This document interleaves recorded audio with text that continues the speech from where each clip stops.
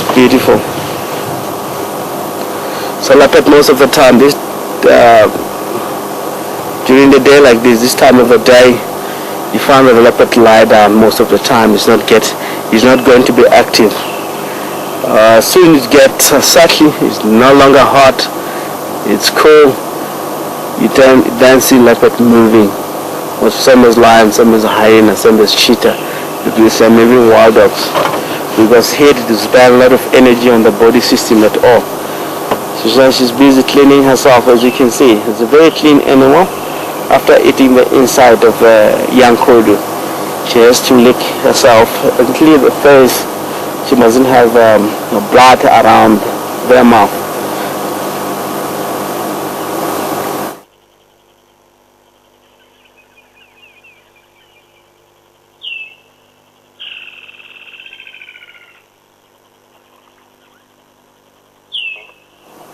Good.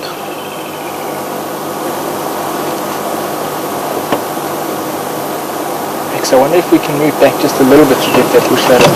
Okay. Tell me why. That's a little bit more.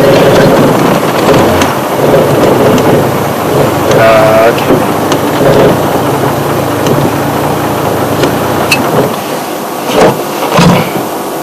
Thank you so much. Whoever joined us now, we're having Karula female here. She's having a young pudu kill. She's now relaxing after been eating for at least 5 to 10 minutes. She's now lying down. She's look like she's getting ready for the afternoon, or by taking the meat, hoisting up into the tree and left the meat here and go around and find the cubs and bring it back and join on the sighting itself. She's one of the beautiful leopards. Now that her name is Karula. She's very, very well known here in wildlife.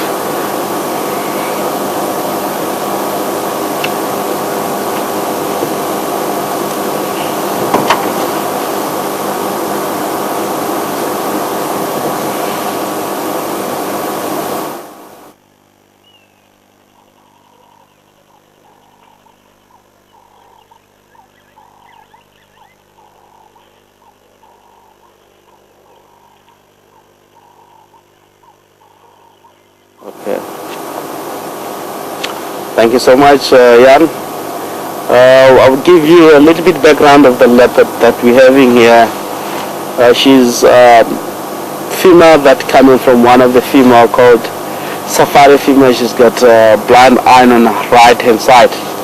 She's a mother of Karula. Safari female, she's the leopard that hangs quite a lot into the area. Also these two cubs here, they're born around in the area of operation. So these cubs have been grown up and taken over from her mother's territory. It looked like the mother have moved into the western border of our farm, also into our neighbor farm areas. She's hanging around, and at the time she's having two cubs, if I'm not mistaken. They're still on those areas are surviving there. And this youngster, this Karula, her father is a leopard that is well known into the area. By that time it was Mafufunyan, and before Mafufunyan it was Shivati that were holding the territory of our operation on the western border. And this one we have seen it mighting with Mafufunyan. After Shivati have died, Mafufunyan have taken over. And we have seen it mating with Karula. And the two cubs that Karula have belongs to Mafufunyan, one of the big male and very, very lot more relaxed.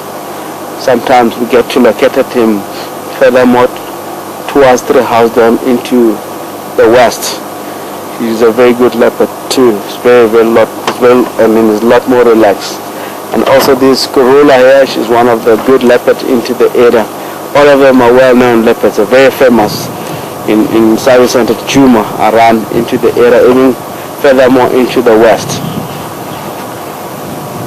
So leopard, how they operate in territory, we all well known that, and we really have more information how the territorial leopard declare the area as a territory.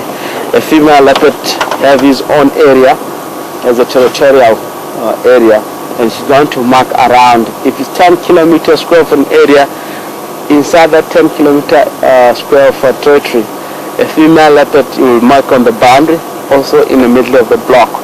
Some of the road inside the block is how the channel of communication of the leopard is being formed. And that it helps quite a lot for a female, a nomadic female that need to enter into the territory or overlapping into the territory. You know that is a particular female living there. Once she scent mark on top of the scent of that a dominant female that is living on that particular area, it means challenging fight. So quite a lot giving female the fight for territory. They push each other away.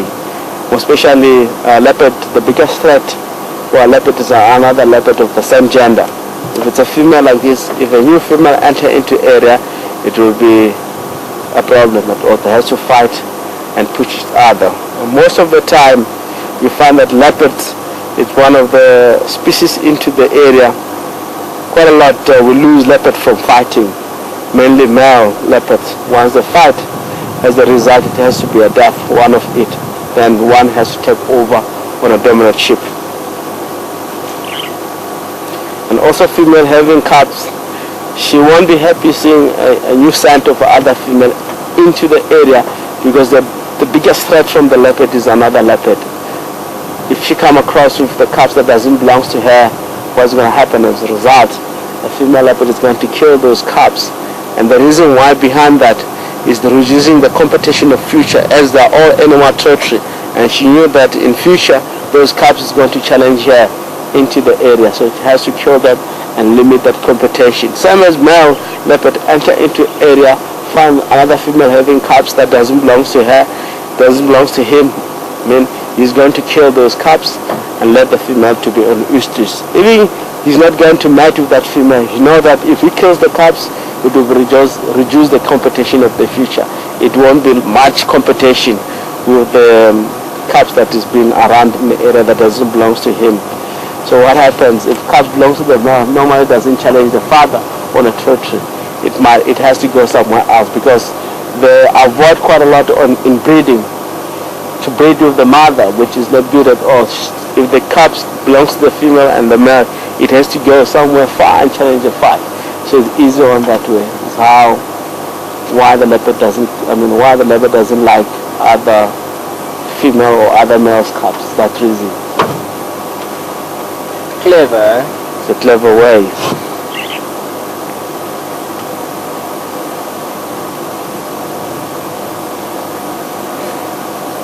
It's difficult to take that branch off from the face of a leopard. They would like to view the head without having that branch there.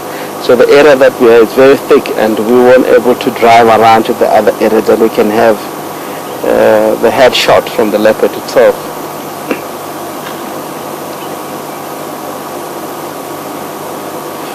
It's been long for us. We haven't seen leopards, so if we have a chance like this, we'll stay here a little bit longer. Yeah, I agree with you. It's beautiful. Beautiful.